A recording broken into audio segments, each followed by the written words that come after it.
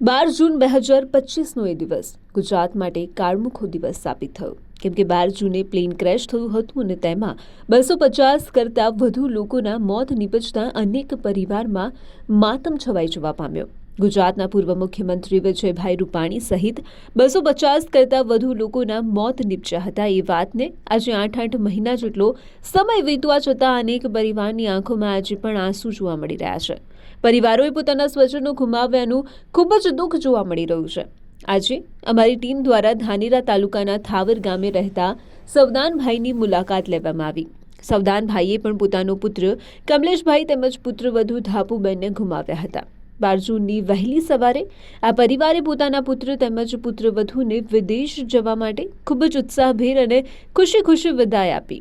Ahmedabad airport સુધી પરિવારજનો મૂકવા પણ ગયા અને જતી વખતે ગાડીમાં પરિવારજનો ખૂબ જ ખુશી સાથે જઈ રહ્યા હતા, પરંતુ પુત્ર અને પુત્રવધુને એરપોર્ટ પર છોડીને પરત જ ફરી રહ્યા હતા ત્યાં અચાનક કોલ આવ્યો અને તે કોલે પરિવારના હોશ ઉડાવી દીધા.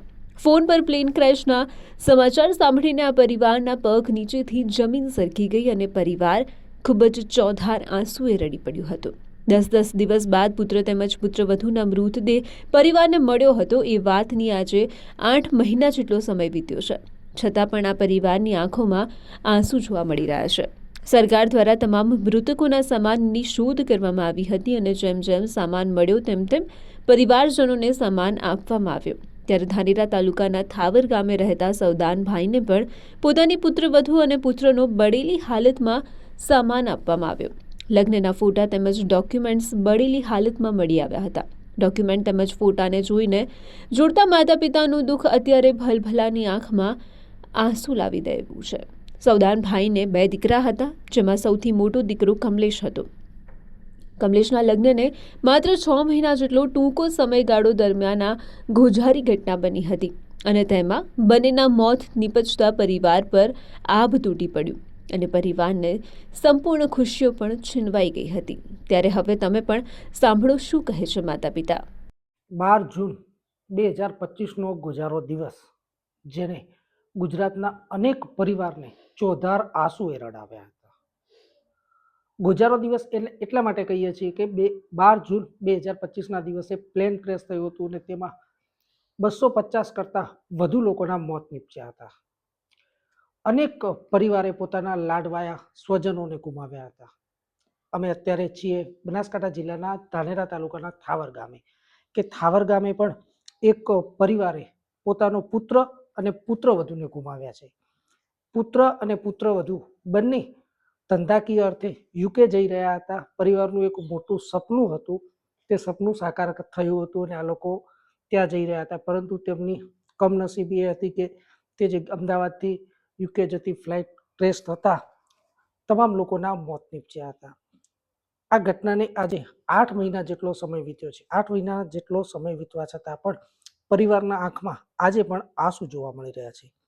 અત્યારની વાત કરવા જઈએ તો અત્યારે સરકાર દ્વારા જે લોકો પ્લેન ક્રેશમાં મોત નીપજ્યું હતું તેવા તમામ લોકોના ડોક્યુમેન્ટની શોધખોળ હાથ ધરી હતી અને જે લોકોના ડોક્યુમેન્ટ મળે છે તે તમામ લોકોના ડોક્યુમેન્ટ પોતાના પરિવારજનો સુધી પહોંચાડ્યા છે.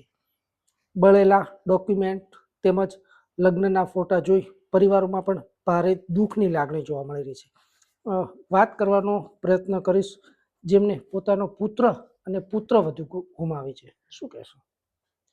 આ ઘટનાની અંદર જે મેં મારા પુત્ર અને પુત્રવધુને ગુમાવ્યા છે, એ તો એક હું પિતા તરીકે જેમને ગુમાવ્યા છે એ જ આ વસ્તુને સમજી શકાય કે એના હૃદય ઉપર કઈ રીતની ઘટના બને છે, કેવી રીતનું એનું થાય છે. મારા માટે તો આખું મારો એક સૂનો સંસાર થઈ ગયો એમ કહું તો પણ એવું જ બન્યું છે મારા માટે કે આ જગ્યા એક છોકરા જે 26 વર્ષની ઉંમરે જુવાન જો છોકરો છે, એને પરણાયો વસીકો છે, એને વિદેશમાં મૂક્યો. અમારા પુત્રવધુને બંને તે સેટ પણ થઈ ગયો હતો. હવે અમારા માટે એક ખુશીનો સમય હવે આવી રહ્યો હતો. એ જ સમયે જ્યારે આ ઘટના બની છે, તો પછી એના માટે તો હવે કશું શું કરી શકીએ અમે.